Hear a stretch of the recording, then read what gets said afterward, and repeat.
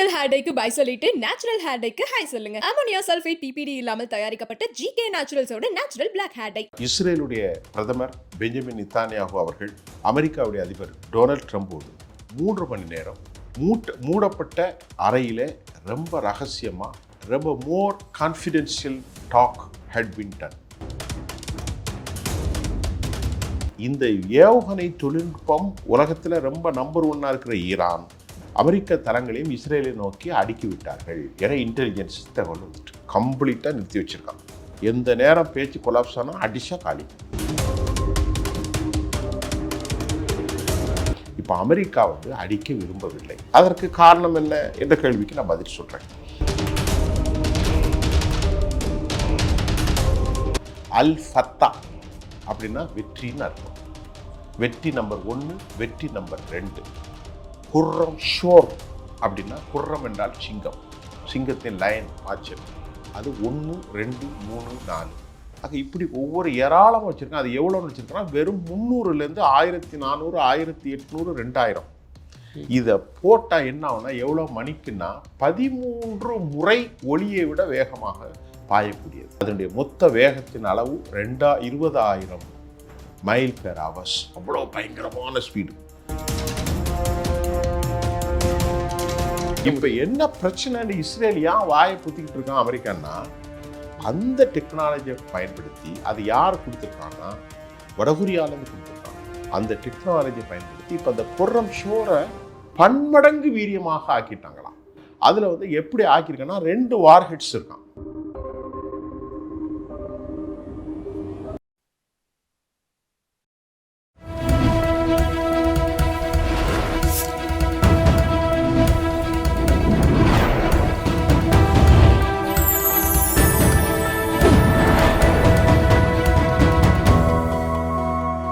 Channel 5 Tamil நேயர்களுக்கு வணக்கம். இன்றைய நேர்காணலில் நம்மோடு பேச இருப்பது மூத்த பத்திரிகையாளர் சுஃபியான் அவர்கள். சார் வணக்கம். சார் வணக்கம் ரூபன். அமெரிக்காவில் வெள்ளை மாளிகையில் இஸ்ரேல் அதிபர் அவர் போய் சந்திச்சிருக்கிறாரு. ஒரு மீட்டிங் மாதிரி நடந்திருக்கு. இன்னொரு பக்கம் மிரட்டுறாரு, ஈரானை மிரட்டுறாரு. இந்த பேச்சுவார்த்தையெல்லாம் என்னமோ கிட்டத்தட்ட தோல்வியில் தான் முடியுதுன்னு நினைக்கிறேன். போகிற போக்க பார்த்தா அப்படி தான் தெரியுது. இதுக்கு சரி வரலன்னா நாங்கள் போரை தொடங்குவோம் அப்படிங்கிற மாதிரி ட்ரம்ப் மிரட்டுறாரு. எப்படி பார்க்குறீங்க? இன்றைக்கி இருக்க நிலவரம் என்ன சார்? ரொம்ப அழகான கேள்வி. உங்கள் கேள்வியில் சில விஷயங்களும் சில பதிவுகளும் இருப்பதாக நான் நம்புகிறேன். எப்படின்னு கேட்டேன்னா, அமெரிக்காவுக்கும் தற்போது இன்று காலை கிடைத்த செய்தி, நேற்று நள்ளிரவுக்கு பின் வந்த செய்தி, அமெரிக்காவுக்கும் ஈரானுக்கும் இடையே மோதல் பரஸ்பரம் பேச்சுவார்த்தை ஒரு முறை நடந்தாலும் நாளை 2ஆம் கட்ட பேச்சுவார்த்தை நடக்கிறதா இல்லையா என்ற கேள்வி இருக்கிறது. நாளைக்கு 2ஆம் கட்ட பேச்சுவார்த்தை நாளை வெள்ளிக்கிழமை ஓமனில் நடக்க போகுது. அது இதுவரைக்கும் அது சம்மந்தப்பட்ட தகவல் இல்லாத பட்சத்தில் கடந்த புதன்கிழமை நேற்று காலை இஸ்ரேலுடைய பிரதமர் பெஞ்சமின் நித்தானியாகு அவர்கள் அமெரிக்காவுடைய அதிபர் டொனால்ட் ட்ரம்போடு ஜனாதிபதியோடு 3 மணி நேரம் மூடப்பட்ட அறையில் ரொம்ப ரகசியமாக ரொம்ப more confidential talk had been done. அது நடந்து முடியேறியிருக்கிறது. ரகசிய உச்சபட்ச பேச்சு. ஆனாலும் கூட அமெரிக்காவுடைய வால் ஸ்ட்ரீட் ஜேர்னல் நேற்று வெளியிட்ட காணொலியில் இந்த பேச்சுவார்த்தையில் 2 விடயங்களை அமெரிக்கா தெளிவுபடுத்தியிருக்கிறது. அதே போன்று ஈரானுடைய உச்சபட்ச தலைவர், இராணுவ தலைவர் அலி லாரிஜானி அவருடைய ஸ்டேட்மெண்ட்டும், அப்பாஸ் அராகச்சி ஈரானுடைய வெளிவிவகாரத்துறை அமைச்சருடைய பேச்சும் சில தெளிவான விவகாரங்களை உலக சமூகத்திற்கு கொடுத்திருக்கிறது. அலி லாரிஜானி ஈரானுடைய டிஃபென்ஸ் செக்ரட்டரி, பீட் ஹெர்ட்ஸ் அமெரிக்காவில் இருப்பதை போன்று ஈரானுடைய உச்சபட்ச இராணுவ தலைவர் அலி லாரிஜானி கத்தர் மற்றும் ஓமன் நாடுகளுக்கு விஜயம் செய்து போர் விவகாரத்தில் நாங்கள் சமாதானம் செய்து கொள்ள போவதில்லை. Point number 1. அவர் ஒன்றே சொன்னார். அமெரிக்காவுடைய கண்டிஷன் என்ன ரூபன் சார்? முதல் கண்டிஷன், அணு ஆயுதங்கள் இல்லாத ஈரானை உருவாக்க வேண்டும். Point number 1. 2வது, ஈரான் உலகத்தை அச்சுறுத்தக்கூடிய பலிஸ்டிக் ஏவுகணை தொழில்நுட்பங்களை முழுமையாக கைவிட வேண்டும். அமெரிக்காவுடைய கண்டிஷன் 2.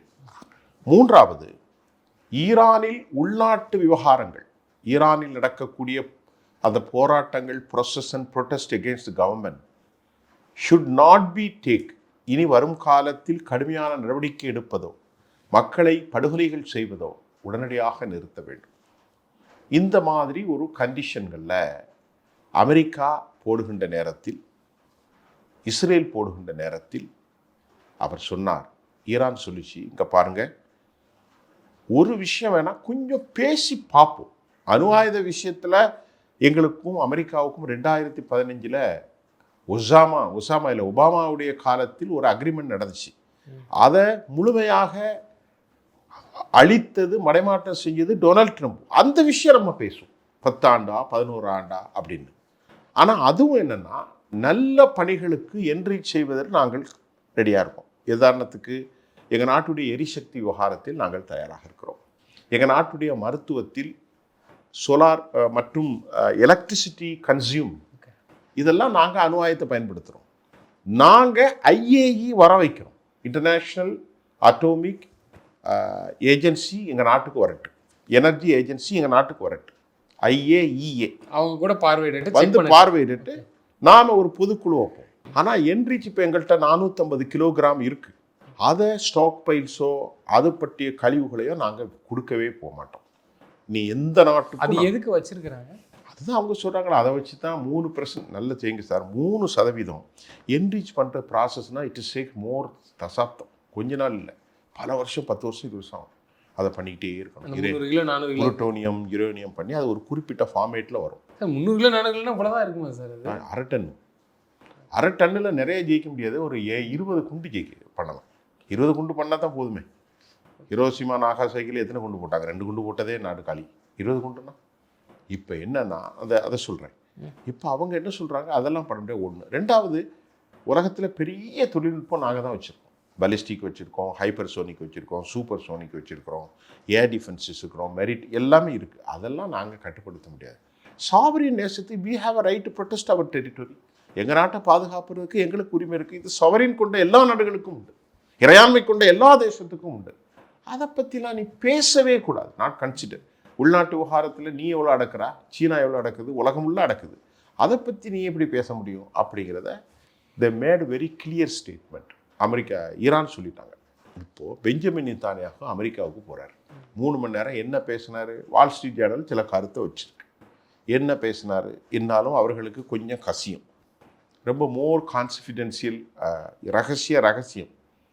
இவர் சொல்கிறாரு, பெஞ்சமின் நெதன்யாஹூ, இஸ்ரேல் சொல்லுது, இங்கே பாருங்கள், இருக்கிறதுல எல்லாரும் உங்கள் ஆட்கள், நம்ம ஆட்கள், சவுதி அரேபியாவோ கத்தரோ ஜோர்டானோ துருக்கியோ எல்லாருமே யாருடைய ஆட்கள்?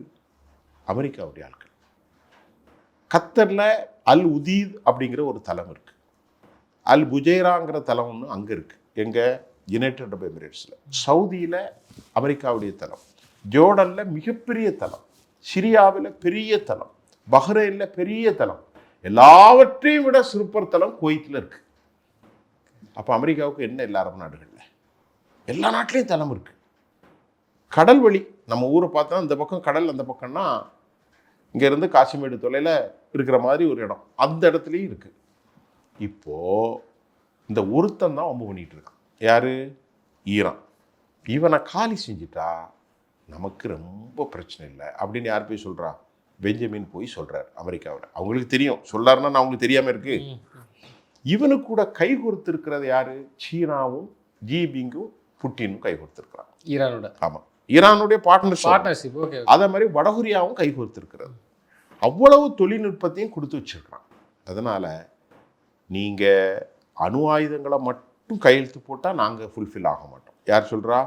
பெஞ்சமின் நெதன்யாஹூ சொல்கிறார். அப்போ என்ன செய்யணும்னா, அவன் வச்சுருக்கான் பாருங்க, இந்த அல் ஃபத்தா 1, அல் ஃபத்தா 2, கொர்ரம் சோர் 1, 2, 3, 4, அதே மாதிரி ஹைப்பர் ஷெக்கான், அல் கதர், இமாம், இப்படி ஏராளமான கஹர் இதெல்லாம் எல்லாத்தையும் காலி செய்யணும் அப்படின்னு சொல்லிட்டு வச்சுக்குங்க.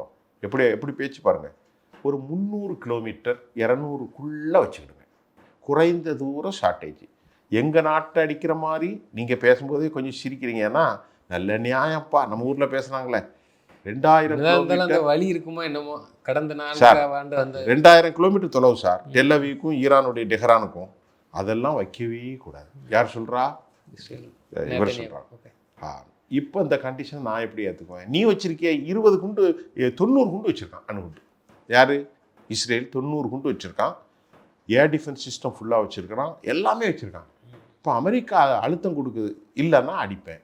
இப்போ ஈரான் நேற்று என்ன சொல்லிட்டு அலி ராஃபி நேற்று 47வது ஐஆர்ஜிசினுடைய என்னது கொண்டாட்டங்கள் நேற்று ஆரம்பிச்சிட்டு 1979 இந்த நாட்கள் தான் அவர்கள் ஆரம்பித்தார்கள், பிப்ரவரி மாதம். இந்த கொண்டாட்டத்தை நேற்று தெஹ்ரான் வீதிகளில் வைக்கின்ற போது ஏராளமான மக்கள் கூடி அமெரிக்காவுக்கு மரணம், இஸ்ரேலுக்கு மரணம், சாத்தான் பொம்மை மாதிரி தீ ஆமாம் நேற்றுக்கு பண்ணப்பட்டாங்க. அமெரிக்காவுக்கு டெத்து, இஸ்ரேலுக்கு டெத்து அப்படின்னு அவங்க சொல்கிறாங்க. இதுக்கு இடையில பெஞ்சமின் போய் ரொம்ப கொஞ்சிறாரு, இல்லை முடியாது, கொஞ்சம் அமைதியாக இருக்கிறாங்க, பழைய மாதிரி இல்லை. இப்போ என்ன தகவல் என்றால், இந்த ஏவுகணை தொழில்நுட்பம் உலகத்தில் ரொம்ப நம்பர் 1 இருக்கிற ஈரான் அமெரிக்க தளங்களையும் இஸ்ரேலை நோக்கி அடுக்கி விட்டார்கள் என இன்டெலிஜென்ஸ் தகவல் வந்துட்டு கம்ப்ளீட்டாக நிறுத்தி வச்சுருக்கான். எந்த நேரம் பேச்சு கொலாப்ஸ் ஆனால் அடிஷா காலி. இப்போ அவங்க எக்ஸ்பெக்ட் பண்ணுறான், நீ என்ன முதல் அடி நான் அடிக்கிறேன். இப்போ அமெரிக்கா அடிக்க விரும்பவில்லை. அதற்கு காரணம் என்ன என்ற கேள்விக்கு நான் பதில் சொல்கிறேன். அமெரிக்கா எக்ஸ்பர்ட்ஸ் என்ன சொல்கிறான், பெஞ்சமின் பென்டகன்லேருந்து, இங்கே பாரு, போரை துவக்கிட்டா 2 காரணம் அமெரிக்கா யோசிக்கிறான். போரை துவக்கிட்டா நிறுத்த முடியாது. 4 வருஷமாக உக்ரைன் போயிட்டுருக்கு, புட்டினுக்கும் போயிட்டுருக்கு, ஜெலன்ஸ்கிக்கும் போயிட்டுருக்கு. அது மட்டும் இல்லாமல் போரே கூடாது அப்படிங்கிற 2 நிலையில் அரபுகள் இருக்கான். ஒருவேளை ஈரானை மரணப்படுகொலியில் தள்ளி ஈரானை அழிச்சிட்டான்னா அந்த நாட்டில் இனி ஹீரோ யார்? பேட்ட தாதா மாதிரி இஸ்ரேல் தான். அப்போ இஸ்ரேலை ஏற்றி அவனும் பேச முடியாது. இஸ்ரேலை எவன் பேசுகிறான்னா ஈரானும் ப்ராக்சிகளும் தான் பேசுகிறான். ஹவுதிகளும் ஹிஸ்புல்லாவும் அவ்வளோதான் பேசுகிறான். இப்போ சிரியா கூட போயிட்டேன். சிரியாவில் பஹ்ருல் ஆசாத் டிஸ்பிளேஸ்டு, அவர் எங்கே போனானே தெரில. இப்போ ஏடிஎஸ்னு 30 அமௌண்ட் வந்திருக்கிறது. அபு அல் கோலானி அல் அஷாரா இவர் தான் இப்போ சிரியாவுடைய அதிபர். சிரியாவுடைய அதிபர் யார்? இவர் யார் சொல்லட்டா? நல்லா கவனிங்க சார், இது வரைக்கும் எந்த டிவிலையும் சொல்லாத விஷயம் இது. இப்போ சிரியாவில் இருக்க அபு முஹம்மது அல் ஷாரா, இவர் யாருன்னு கேட்டால் ஒசாமா பின் லேடனுடைய ஃப்ரெண்ட். ஓகே, எப்படி இவர் இப்போ யாருக்கு ஃப்ரெண்டு? அமெரிக்கா. ரொம்ப சூப்பரில். அமெரிக்காவில் போய் 2 பேரும் கை கொடுத்து வளர்றாங்க. யார்? Donald Trump. வரும் நல்ல கோட்டுக்கிட்டலாம் போட்டு, அவர் பெரிய தீவிரவாதி, பல படங்களில் தாடி துப்பிலாம் வச்சு பார்த்தாலே பயங்கரமாக இருப்பான். இப்போ அந்த ஆள் என்ன பண்ணிட்டாரு? அபு முஹம்மது அல் ஷாரா ஒசாமாவுடைய தீவிர ஆலோசகர். அது மட்டும் இல்லை, உலக பயங்கரவாத இயக்கம், இன்னும் பேர்களை சொன்னாலே ஆடக்கூடிய அபு பக்ர் அல் பாதாதியினுடைய ஐஎஸ் அமைப்பினுடைய நிறுவன தலைவர்களில் ஒரு மூளையாக செயல்பட்டவர் தான் அபு ஷார் என்ற இந்த அபு முஹம்மது அல் கோலானி. இப்போ அமெரிக்காவுடைய செல்ல பிள்ளையாக மாறி சிரியா முழுவதும் அமெரிக்காவின் கண்ட்ரோலில் போயிட்டு தாராவாத்து கொடுத்துட்டாரு. முடிஞ்சு போச்சு. ஆமாம், பெரிய தீவிரவாதிக்கு உலகத்தில் பெரிய அங்கீகாரம் கொடுத்தாங்க. தலைக்கு எத்தனை மில்லியனா, எத்தனையோ பில்லியன் அறிவிச்சிருந்த அமெரிக்கா. அப்படிப்பட்டவன் அமெரிக்காவின் செல்ல பிள்ளையாக ஆகி எங்கே போய் கொண்டாடினார்? வெள்ளை மாளிகையின் சிறப்பு விருந்தினர். சரி, இது உலகத்தினுடைய அரசியல். நம்ம இந்தியாவில் நடக்கும், நமது மாநிலங்கள் நடக்கும். இப்போ நான் உங்களுக்கு சொல்ல வந்த விஷயத்தை சொல்லிடுறேன். நான் இப்பொழுது சொன்னது இதுதான் தற்போது விவகாரம். இப்பொழுது எக்ஸ்பர்ட்ஸ் என்ன சொல்கிறாங்க, போருன்னு ஒன்று வந்துருச்சுன்னா இனி போரை நிறுத்த முடியாது. அது மட்டும் இல்லாமல் இன்னொரு விவகாரமும் சொல்கிறாங்க. அமெரிக்கா ஒரு நாளைக்கு வட்டி கட்டுற தொகை 18,000 கோடி. நான் இதை சொன்னேன்னு என்னமோ தெரியல, இப்போ தான் சொல்கிறேன். அதிகமாக கடன் வாங்கினது அமெரிக்கா தான் சொல்கிறாங்க. கடன் எவ்வளோன்னு கேட்டிங்கன்னா 3800 லட்சம் கோடி, அதாவது $37 ட்ரில்லியன். இந்த கடனுக்கு ஒரு நாளைக்கு அமெரிக்கா எவ்வளோ வட்டி கட்டுது? 18,000 கோடி. ஒரு கோடி 2 கோடி இல்லை, 18,000 கோடி தினமும் வட்டி கட்டுறான். இப்போ இவனை சண்டை பிடிச்சான்ல ஆப்கானிஸ்தானில், ஈராக்கில் போய் இறங்கினான்ல, அதுக்கு எவ்வளோ செலவு பண்ணியிருக்கான் தெரியுமா? கிட்டத்தட்ட 700 லட்சம் கோடி. அமெரிக்கா ஃபினான்ஷியல் டிபார்ட்மெண்ட் சொல்லுது, நாமளே கடன் வாங்கித்தான் கதையை ஓட்டிகிட்டு இருக்கோம். 18 வருஷமாக நீ ஈராக்கில் போர் பண்ணிய ஒன்றும் செய்ய முடியல. இப்போ ஆப்கனில் போய் இறங்கி கடைசியில் எந்த பிரயோஜனம் இல்லை, அவனுக்கு ஒன்றும் இல்லை. நம்ம ஊரில் சொல்லுவான் தெரியுமா, அவன் ஒன்றுக்கு ஆகாதையா, நம்ம தரம் என்ன, நம்ம குடும்பம் என்ன, நம்ம கோத்திரம் என்ன, அவங்ககிட்ட போய் சண்டை பிடிக்க அவனுக்கு ஒன்றுமே கிடையாது, துண்டியை ஒருத்தர் போயிடுவான். அதை மாதிரி அவன் இருக்கான எந்த ஒரு ஆப்கானில் பாய் தலைப்பா கட்டி துணியை தூக்கி போட்டு போயிட்டான், அமெரிக்காவை கூட சண்டை பிடிச்சான், அமெரிக்காவை ஓடி போயிட்டான். இப்போ இழந்தது யாருக்கு? அமெரிக்காவுக்கு. எவ்வளோ கோடி? ₹1 ₹2 700 லட்சம் கோடி. இந்தியாவுடைய பட்ஜெட் எவ்வளோ தெரியுமா? ஆண்டுக்கு 30 லட்சம் கோடி. Can you think about that? How 30 லட்சம் கோடி தான் நம்ம நாடு பட்ஜெட். 5 வருஷத்துக்கு எவ்வளோ போனோம்? ஒரு இப்போ தான் 200 லட்சம் கோடி. ஆனால் 18 வருஷத்தில் அமெரிக்கா செலவு பண்ணது 10 பைசா இல்லை. கட்டாந்தரையில் இந்த தமிழில் ஒரு விஸ்வரூபன்னு ஒரு படம் வந்துச்சு. அவன் தான் என்ன இவன் ஃபுல்லாக மேலே இருந்து குண்டை போட்டான், அவன் மலைக்கீழே போய் வந்துட்டான். துப்பாக்கினா குருவி சுட்டுற துப்பாக்கி ஜெயிச்சுட்டு போயிட்டான். அவனை ஒன்றுமே பண்ண முடியல. இதெல்லாம் அமெரிக்கா கையை சுட்டுக்கிட்டது பாருங்க.